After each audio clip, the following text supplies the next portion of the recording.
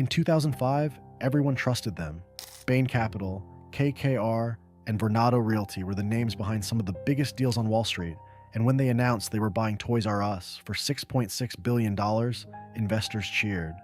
Parents kept shopping, kids kept dreaming about the giant giraffe and those endless aisles of toys, and for a while, everything seemed fine. The stores were still packed every weekend, full of families buying birthday presents and building Christmas morning memories. Then in 2017, Toys R Us filed for bankruptcy. Within 6 months, every single store in America was closed. 33,000 people lost their jobs overnight, and an entire generation of kids lost the place where childhood happened. But here's what those same Wall Street firms don't want you to know. Toys R Us didn't fail because of Amazon or changing shopping habits. It failed because 3 private equity firms loaded it with $5 billion in debt, paid themselves nearly $500 million in fees, and walked away while the whole thing collapsed. And the people who got hurt the most? It wasn't the executives who orchestrated the deal. Before we continue into how Wall Street destroyed a childhood icon, subscribe for real stories about companies that rose and were torn apart. To understand how Toys R Us died, you need to understand what it was before Wall Street got involved. This wasn't some struggling retailer desperately looking for help. In 2004, Toys R Us was the single largest toy retailer in the entire world. They had more than 1,500 stores across the United States and controlled almost 20% of the American toy market. Kids didn't just shop there, they experienced it. Walking into a Toys R Us felt like stepping into a warehouse-sized wonderland where every aisle held something new. The stores were massive, often over 50,000 square feet, filled with everything, from action figures to bicycles to video games. For millions of American families, Toys R Us wasn't just a store, it was a tradition. But in 2005, 3 private equity firms saw something different when they looked at Toys R Us. They saw an opportunity. Bain Capital, KKR, and Vornado Realty Trust joined forces to purchase the company in what's called a leveraged buyout. The total price tag was $6.6 billion, and here's where things get interesting. The private equity firms didn't actually pay $6.6 billion out of their own pockets. They paid about $1.3 billion and borrowed the rest. Now, when you or I take out a loan to buy a house, we're responsible for paying it back. But in a leveraged buyout, the company being purchased is the one stuck with the debt.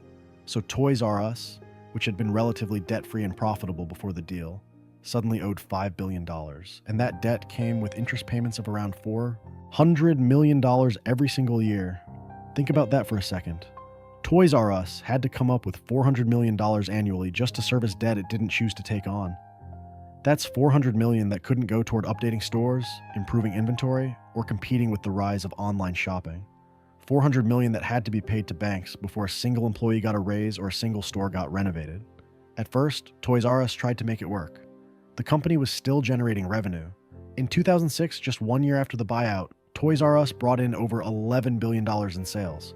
But sales don't mean profit, and with that massive debt load crushing them, the company couldn't breathe. Every year, Toys R Us had to scrape together enough cash to make those interest payments. And every year, that meant cutting costs somewhere else. Store updates got delayed, employee wages stagnated, inventory became less diverse, because they couldn't afford to take risks on new products. Meanwhile, their competitors were investing heavily in exactly the things Toys R Us couldn't afford. Walmart was building out massive toy sections and undercutting Toys R Us on price. Target was redesigning their stores to feel modern and welcoming. And then there was Amazon, which was rapidly becoming the go-to place for parents who wanted convenience and fast shipping. By 2010, Amazon had become the second largest toy seller in America, right behind Toys R Us. Here's the thing though, Toys R Us wasn't blind to what was happening. The executives inside the company knew they needed to invest in e-commerce and modernize their stores. They had plans drawn up, they had strategies ready to go. But every time they tried to move forward, the math didn't work. Because no matter how much revenue they brought in, that $400 million annual debt payment was always waiting. And while Toys R Us was struggling to stay afloat, Bain Capital, KKR, and Vornado were doing just fine. Between 2005 and 2013, the 3 firms paid themselves over $470 million in various fees: management fees, advisory fees, transaction fees. They had a dozen different ways to pull money out of the company, and they used every single one. So, let's be clear about what was happening here. Toys R Us was generating billions in revenue, But instead of that money going toward keeping the business healthy, it was being siphoned off in two directions: $400 million a year to service the debt, and nearly $500 million over 8 years to the private equity firms that created the debt in the first place. If you're following the story so far, make sure you're subscribed for more true corporate breakdowns like this. By 2015, the cracks were impossible to ignore. Toys R Us stores looked tired and outdated compared to the competition. The aisles were cluttered. The lighting was harsh and fluorescent. The checkout process felt like it belonged in the 1990s. Parents who had grown up shopping at Toys R Us started taking their kids to Target instead, where the stores felt cleaner and more modern. Online, things were even worse. Toys R Us had a website, but it was clunky and slow compared to Amazon. Shipping took longer. The user experience was frustrating. And because the company couldn't afford to invest in the technology needed to compete, they fell further and further behind. Meanwhile, the debt kept growing. Toys R Us tried to refinance multiple times, but every refinancing just kicked the problem down the road while adding more fees and more interest. By 2016, the company owed closer to $7.5 billion, and there was no realistic way to pay it off. The holiday season in 2016 should have been a warning sign. Toys R Us posted weak sales. R Us posted numbers, and analysts started openly questioning whether the company could survive.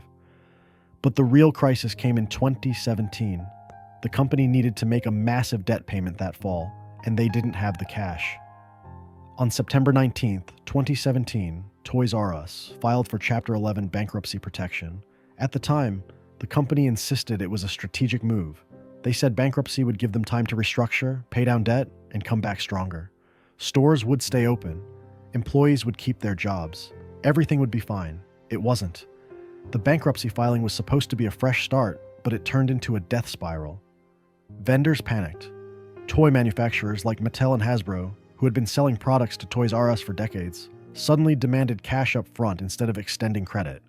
Banks tightened lending, and customers, sensing the end, started shopping elsewhere. The 2017 holiday season was a disaster. Parents didn't want to buy gifts from a store that might not be around to handle returns in January. Sales plummeted, and without strong holiday revenue, Toys R Us had no path forward. In March of 2018, the company announced it was liquidating. All 735 US stores would close. 33,000 employees would lose their jobs, most of them with little to no severance. For workers who had dedicated years or even decades to the company, the news was devastating. Many found out their stores were closing through news reports, not from management. And here's the part that should make you angry. When Toys R Us shut down, Bain Capital, KKR, and Vornado walked away largely unscathed. They had already pulled out hundreds of millions in fees over the years. Their initial investment of $1.3 billion was mostly protected through financial engineering. They didn't lose sleep over the 33,000 people who lost their paychecks. The workers, though, they got almost nothing. After months of protests and public pressure, Bain and KKR eventually agreed to contribute to a hardship fund for former employees. The total amount was $20 million, split among thousands of workers. Do the math, and that works out to less than $1,000 per person for workers who had given years of their lives to the company. Meanwhile, the executives who oversaw the bankruptcy process paid themselves millions in bonuses. Lawyers and consultants hired to manage the liquidation walked away with over $300 million in fees. Even in death, Toys R Us was being picked apart by people who had no stake in what the company had meant to families. Today, Toys R Us is gone from the American retail landscape, but the consequences of its collapse are still being felt. Thousands of former employees are still dealing with the financial fallout. Some lost their homes when they couldn't find new jobs quickly enough. Others depleted their savings trying to cover the gap. The toy industry itself took a hit. Smaller toy makers who relied on Toys R Us as a major distribution channel struggled to find shelf space elsewhere. Some went out of business entirely, and for parents and kids, the loss was more than just practical. Toys R Us had been a shared cultural experience for generations, and now it was just a memory. In 2019, a new company bought the Toys R Us brand and tried to relaunch with a handful of smaller stores, but it was never the same. The magic was gone, the trust was broken, and here's the thing that should keep you up at night. What happened to Toys R Us wasn't an isolated incident. It's a pattern. Private equity firms have used the exact same playbook on dozens of other companies. They buy profitable businesses using borrowed money, load them with debt, pay themselves millions in fees, and then walk away when the whole thing collapses.